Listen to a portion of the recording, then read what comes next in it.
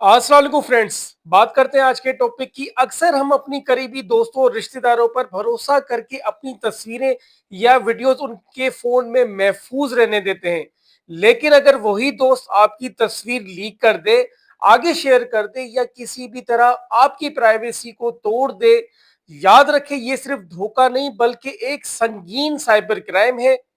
पाकिस्तान के कानून के मुताबिक इस पर कई साल तक कैद हो सकती है और भारी जुर्माना भी लग सकता है। खुद को बचाने के लिए ये बात जहन में रखें कि कानून इस मामले में बहुत सख्त है। ऐसी सूरत में आप फौरन एफआईए साइबर क्राइम विंग से राब्ता करें, अपने पास मौजूद तमाम प्रूफ, लिंक्स और स्क्रीनशॉट साथ दें और उस पे कार्रवाई करें। अगर वीडियो अच्छी और इन्फॉर्मेटिव लगी हो तो हमारी वीडियो को लाइक करें, शेयर करें, चैनल को ज्वाइन करें ताकि इस तरीके की इन्फॉर्मेटिव वीडियोस आप तक पहुंचती रहे। Thank you so much.